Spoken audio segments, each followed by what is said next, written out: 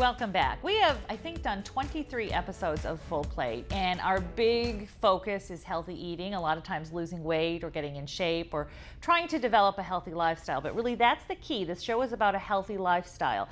And so we want to talk about a subject, kind of the reverse, the ugly flip side of losing weight, which is a disorder called anorexia, which I'm sure you've heard of.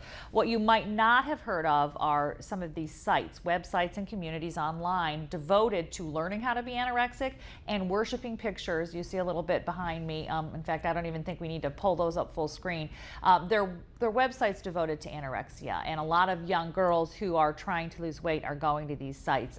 We're going to talk about this and just how to recognize anorexia with a pediatric dietitian. Welcome to the program, Elaine Poole Knapp. Is that right? That's correct. Okay, so the first thing, have you heard about this Thinspro or Thinspiration? Those are the communities that are sprouting up around anorexia. Yes, I have heard of them, and they are sites that that kids might go to on Facebook or other social networking sites. Just to let you know, Pinterest, one of the more popular emerging social media sites, has recently come out with a policy to ban Thinspiration or pro-anorexia pages where, you know, people that are in this community will post pictures, which we showed you a little bit of. They'll post pictures of severely underweight women, malnourished girls, and that as the goal. And it's what Pinterest is trying to get control over. But Pinterest has banned these because they consider it self-harm. Tumblr is another place that a lot of communities are springing up, and like you said, Facebook and MySpace, all these different online homes for these anorexic communities. So we wanted, first of all, to alert moms that that's out there. If you're seeing this kind of thing, you know, checking the web browsing history, if you're seeing that on your computer or your daughter's computer or their phone, you need to be alerted that they're maybe curious about something that could be harmful. So the very first thing is, not everyone, I mean, our biggest problem usually is too much weight, excess weight in this country. And as a dietitian, as a pediatric dietitian, is that for the most part what you're dealing with is obesity in your practice? A little of both. You know, sometimes as a pediatric dietitian, you would see children who are failure to thrive, and then on the other end of the spectrum, you know, you would see kids that are obese, but it is a problem, and all the health issues that are associated with it. So when does anorexia, I mean, when does a girl go, and it is more prevalent in girls. That's correct. When does a girl go from wanting to you know, fit into one size smaller, or the things that we all talk about as women, to something that's more dangerous and more disturbing for you know, move into that eating disorder realm? Some of the symptoms that you would see would be a child that is very focused on weight despite the fact that they're already underweight. Many children who have anorexia nervosa would use diuretics or laxatives to try to continue to lose weight. They are very obsessed with losing weight, with food.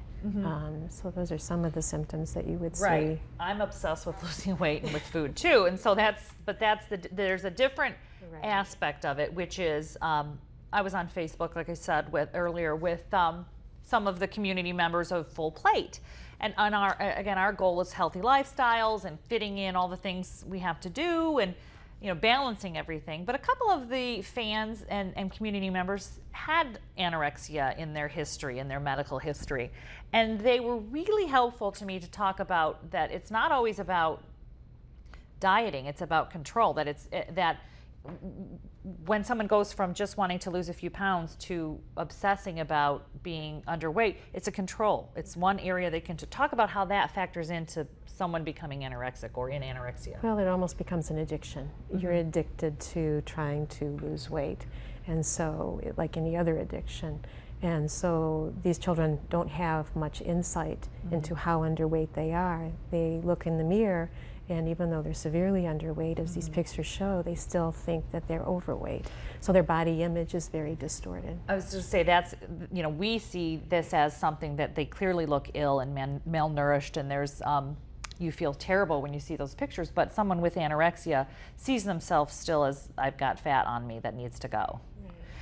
The other thing that I noticed was the thing that was concerning is there's instructionals. There's like, this is how we do it. I would think as a dietitian, this would be an area where you would be pretty warn parents about. And the sites are actually,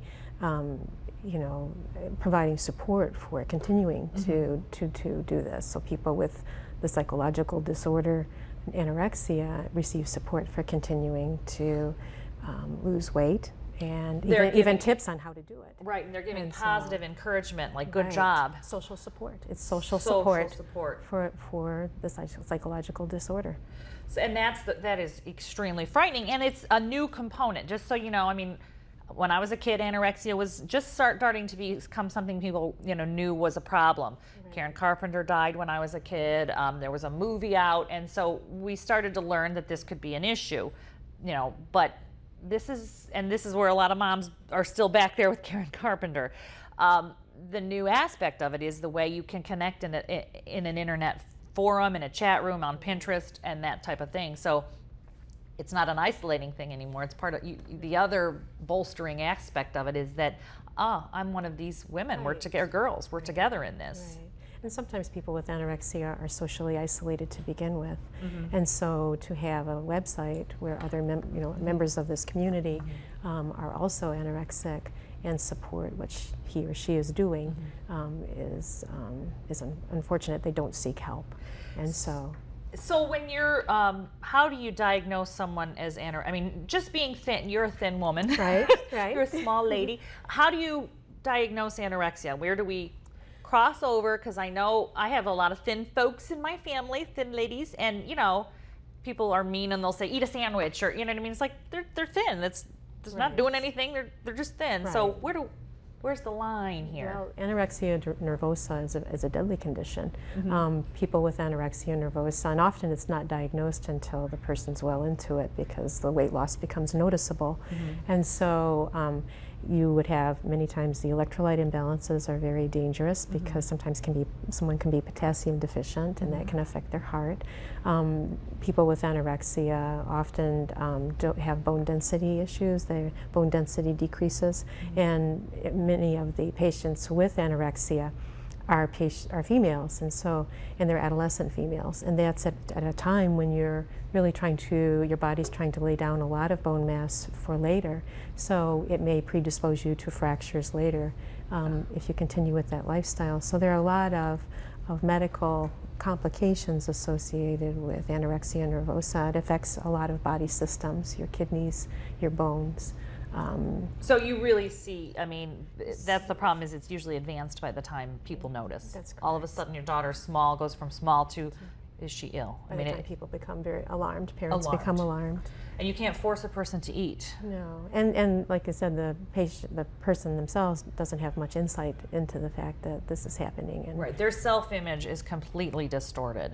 It can be, yeah. So then let's talk a little bit about the prevalence. I mean, we are talking, these sites are scary, and they seemingly large community, but it's not common. Anorexia is not, not everybody who wants to lose weight is at risk for anorexia. It's not common. So you had a little bit of a statistic just to get us the perspective of how rare.